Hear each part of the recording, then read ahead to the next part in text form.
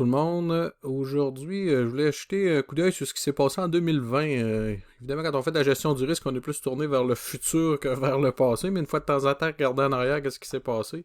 Ça nous permet des fois de se réajuster pour mieux travailler dans les années à venir. Aujourd'hui, l'essentiel de ce petit vidéo, c'est de vous présenter le potentiel que le marché à terme a donné en 2020 versus les prix qu'on a réellement eu ici au Québec là, pour le secteur du port. C'est un graphique que je fais une fois par année depuis 2015. C'est donc la 6e édition de cette petite statistique annuelle. Et je trouvais ça que je trouve excessivement intéressante et instructive. Ça reflète vraiment le vrai potentiel là, du marché à terme de ce qu'on a eu en 2020 et les années passées. Commençons tout d'abord par regarder ce qui s'est passé sur le marché américain, parce qu'évidemment, quand on parle de marché à terme, ben, c'est les marchés américains. Ici, il y a 3 lignes sur le graphique. La rouge, le marché à terme, c'est le contrat courant là, pour tout au long de l'année. La ligne verte, c'est le prix au comptant qui sert de référence évidemment au marché à terme. Et la bleue, c'est la valeur de la découpe. Vous voyez que la pandémie a eu quand même un effet sur la valeur de la découpe et du comptant. Quand la crise a éclaté, on a eu une petite hausse de la découpe. Tout le monde s'est garoché dans les épiceries pour faire leurs achats. Donc ça a provoqué comme une hausse de prix. Par la suite, on a vu les prix chuter pour finalement rebondir au niveau de la découpe avec une réduction des abattages, si on se souvient, là, de 40% aux États-Unis. Donc, d'une production très au ralenti qui a créé comme une pénurie de viande, si on veut, sur le marché interne. Les exportations continuent à fonctionner très bien, mais au final, ça a fait exploser la valeur de la découpe, ce qui a permis d'en profiter ici parce qu'avec la convention de mise en marché qu'on a ici au Québec, ben, le prix minimum du 90% de la découpe s'est appliqué sur pratiquement toute l'année. Donc à cette période-là, on a eu des prix très, très, très intéressants en raison de cette hausse de la découpe. Par la suite, le prix de la découpe est redescendu et l'écart entre le prix au comptant et la découpe s'est maintenu, mais on a toujours été en bas du 90%. Donc pour le prix fixé au Québec, le 90% a continué de s'appliquer. Pourquoi je vous parle du 90%? Évidemment, quand je parle de potentiel de marché à terme, la référence du marché à terme, c'est le prix au comptant. Mais là, avec la convention qu'on a au Québec, ça veut dire que le prix qui a été fixé au Québec était plus en fonction de la découpe cette année que le prix au comptant.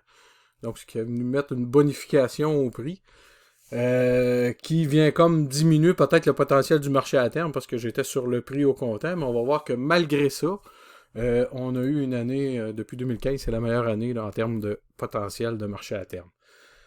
Si on regarde le tableau, pour ceux qui ne sont pas encore habitués à ce tableau, la ligne 0, la ligne qui est au centre, en fait, pour chacun des mois, c'est la référence, c'est le prix moyen payé au Québec sur chacun des mois. Les 12 mois, et la dernière colonne, c'est la moyenne de l'année. Et ce qui est en vert, c'est ce que le marché à terme, en cours de route, aller jusqu'à ce mois-là, a donné en plus. Et ce qui est en bleu, ben, c'est ce que le marché à terme a donné en moins. Autrement dit, entre le bas du bleu et le haut du vert, c'est la variation complète du marché à terme versus le prix qu'on a reçu au Québec. Quand je vous parlais tantôt d'écart, si vous regardez le mois de mai, le marché à terme, on a un écart par en bas très important de 140$ du 100 kg, qui provient évidemment des prix qui avaient été plus élevés avec un prix comptant aux États-Unis qui était très bas, mais une découpe qui était très élevée, ce qui fait en sorte que le prix au Québec avait été plus cher, donc il se décollait un peu du marché à terme, ce qui fait que le potentiel a été de grandement diminué. En moyenne, quand je disais que c'est la meilleure année depuis 2015, vous voyez, en moyenne, on a reçu 51,43. Ce que ça signifie, ce 51,43-là, de plus que le prix payé, c'est que si à chaque mois, on avait réussi à fermer notre prix dans le plus haut du marché à terme pour chacun des mois, on aurait réussi à aller chercher 51,43 de mieux que le prix qu'on a reçu au Québec.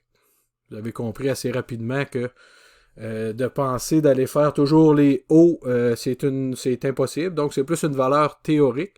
Qu'est-ce que ça nous donne comme indication? C'est est-ce qu'on a de la place à travailler?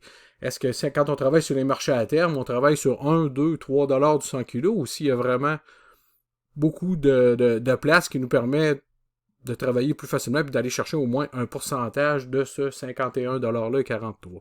avec un 51$ du 100 kg, je peux vous dire qu'il y a de la place à aller travailler. C'est sûr qu'on n'ira pas chercher le 51, mais on va aller de penser d'aller chercher entre 5, 10, 15, peut-être 20$ du 100 kg sur 51 au total. C'est pas complètement farfelu.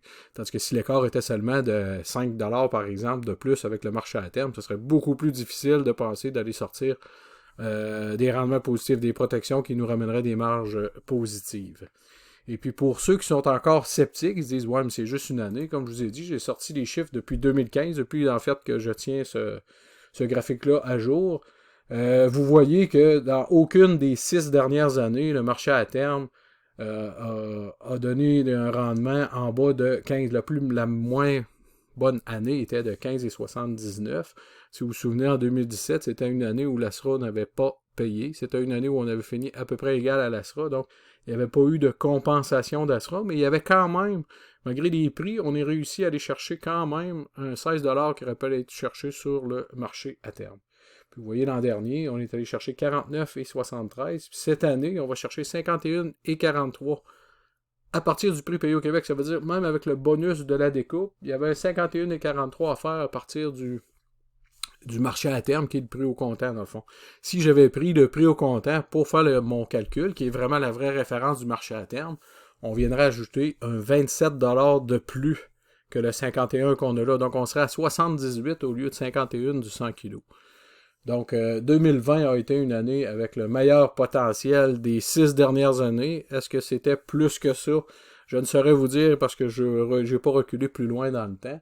Mais ce qu'il y a à retenir de tout ça, c'est que en gestion du risque dans le port, avec des potentiels comme ça, avec des marges, des écarts aussi importants entre les hauts du marché à terme et les prix payés, ça laisse beaucoup de place pour travailler et aller faire quelque chose de très très bien en termes de gestion du risque.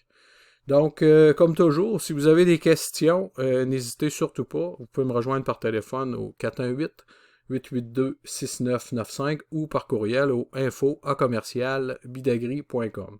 En espérant que ça vous a plu, je vous souhaite une bonne fin de journée.